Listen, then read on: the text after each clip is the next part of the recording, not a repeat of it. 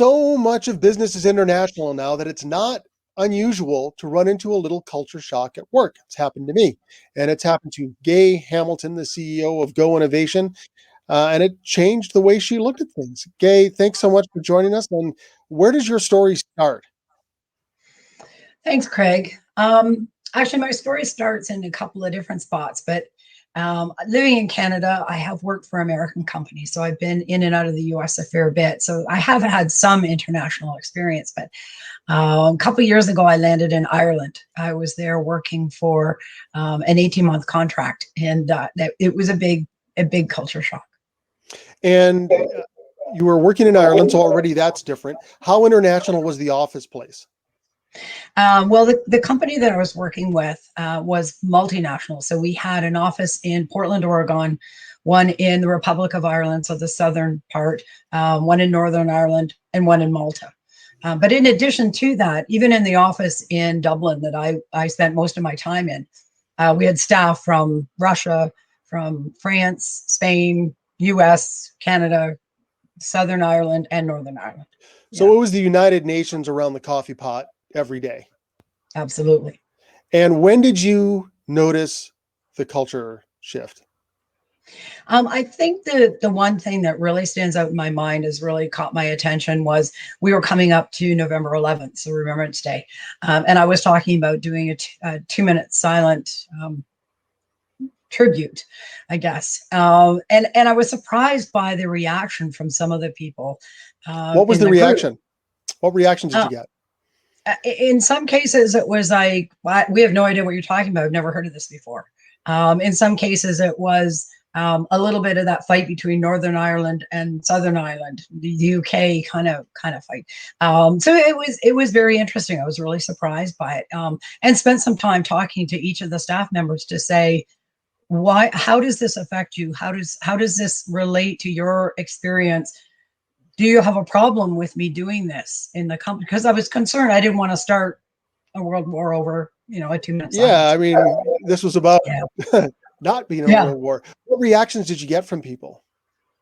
Well, I was surprised. Initially, I got a fair bit of pushback, and then as we continued the conversation, and my focus was more on, we need to remember that there have been terrible wars in the world, and there are still wars going on today, and we need to move past that. We all need to learn that this isn't the way to solve things. What did some individuals tell you? Well, and it was interesting as well, because from my perspective, we in Canada sent people over to the war who came back, who were damaged or didn't come home at all, had lost their lives, that sort of thing. Whereas, I had a young woman from France talk to me about how her grandparents had to rebuild their homes. They had damage. They had lived in the war zone. They had lived with the bombs and the guns and that kind of thing. And that's an experience that we in Canada, fortunately, have never had to face. So they had to live with the aftermath of the war, and they also had to live very, cheek by jowl with the people they were at war with. Yes, absolutely. Yeah. Yeah. So my perspective was trying to stand back and say, it doesn't matter which side you were on in the war. It doesn't matter who won, who lost. We all lost, and we all continue to lose with wars that continue. And we all need to understand that there's got to be a better way. We need something else. So they all jumped on board, and we're all, at the end of it, we're very grateful to me that I had raised this issue and talked about it and sort of brought it out into the open. It gave us all an opportunity to sort of understand everybody's perspective on the same issue can be quite different.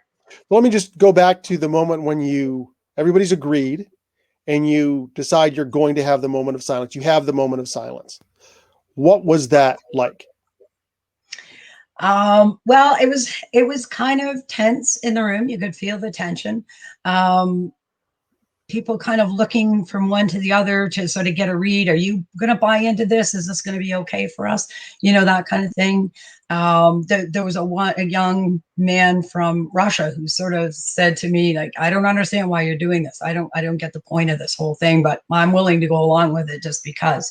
And then after we went through, it was about a 10-minute celebration that we did, he came back to me afterwards to say, that was really cool. That was really a great thing. It really makes us realize there are different perspectives, and we're all in this together. So we need to figure it out.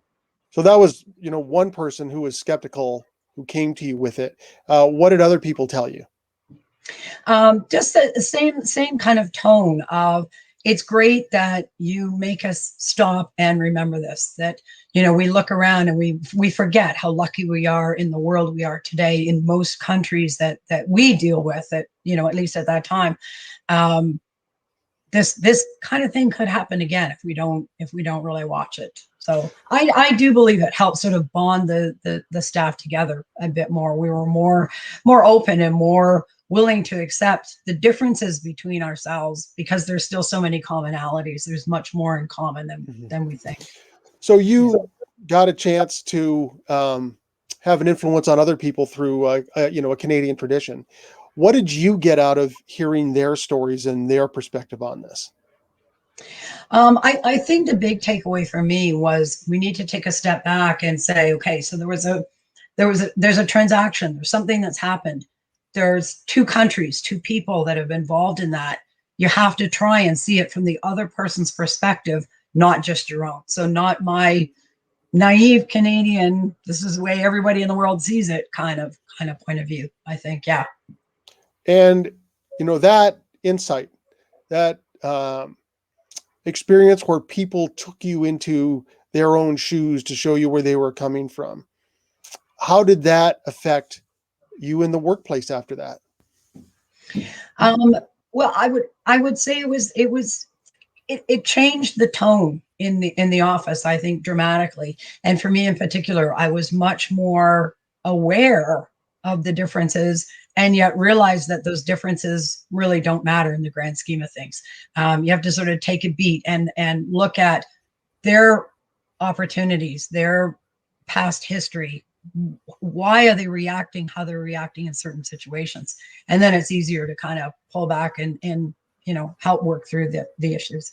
And what's a takeaway that you think everybody should have from this story? Oh boy. The takeaway, I think, is we really are so much alike. And we all need to give each other a break, and that extra bit of compassion and understanding that it may be a small issue to you, it may be a big issue to somebody else. That you have to be flexible and open to other people's culture, other people's experiences, other people's past histories. So, I mean, there's two parts of this that you negotiated through all of this. One was respecting people's differences.